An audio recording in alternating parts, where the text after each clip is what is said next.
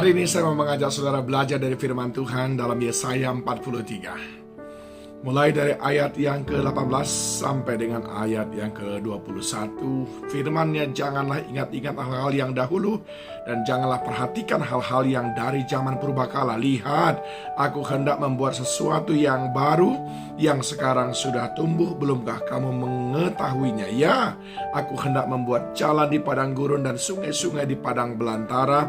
Binatang hutan akan memuliakan aku, serigala dan burung onta, sebab aku telah membuat air memancar di padang gurun dan sungai-sungai di padang belantara, untuk memberi minum umat pilihanku. Umat yang telah kubentuk bagiku akan memberitakan kemasyhuranku. Saudaraku, masa lalu kita, entahkah itu yang baik ataupun yang kurang baik, adalah masa-masa di mana kita memiliki memori yang sedemikian kuat. Dan oleh kuatnya memori ataupun daya ingat itu, sering sekali masa lalu kita itu membelenggu kita. Nah, ya, kalau hal itu yang baik, maka itu akan membuat kita termotivasi. Tapi kalau masa lalu yang buruk, itu akan membuat kita tinggal di dalam kepahitan, penderitaan, dan penyesalan. Itu sebabnya firman Tuhan ini berkata, janganlah ingat-ingat hal-hal yang dahulu, dan janganlah perhatikan hal-hal yang dari zaman purbakala. Orang yang terus mengingat masa lalu, dia memiliki perhatian yang kurang untuk masa depan. Orang yang fokus kepada masa lalu, dia tidak memiliki waktu yang cukup untuk memikirkan masa depan. Itu sebabnya Tuhan berkata, jangan ingat. Yang kedua, ayat ini mengatakan, ayat 19, lihat aku hendak membuat sesuatu yang baru. Apa yang saudara lihat? Apakah yang saudara lihat tahun 2022 ini sama saja dengan tahun 2021? Padahal Tuhan berkata, aku sudah membuat sesuatu yang baru. Ini berarti apa? Kita perlu iman untuk melihat pekerjaan yang sedang dan yang akan Tuhan kerjakan. Allah mau mengajak kita untuk memiliki iman, sebab iman adalah segala sesuatu yang kita harapkan.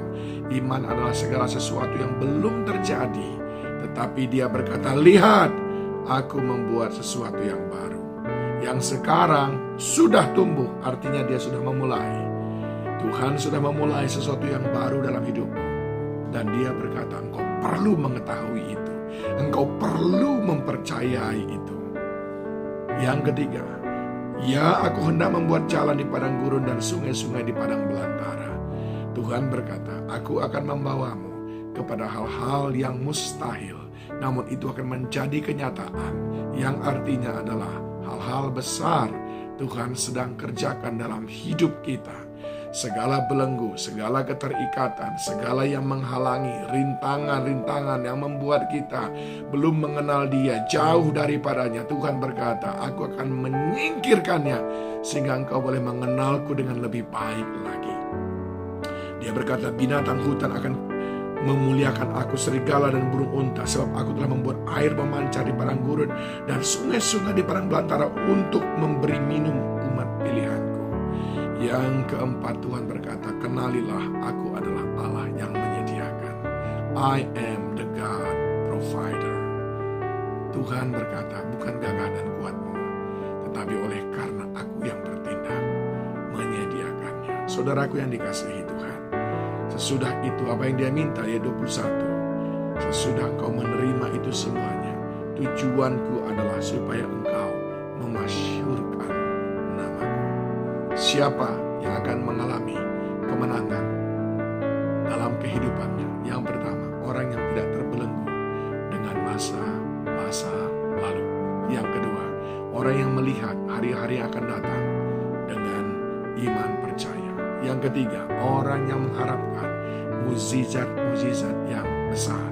Yang keempat, orang yang menanti-nantikan Allah yang menyediakan bertindak dalam hidupnya. Dan yang kelima, orang yang akan memuliakan Tuhan melalui apapun yang Tuhan berikan kepadanya untuk memasyhurkan nama Tuhan semata. Adakah saudara orangnya?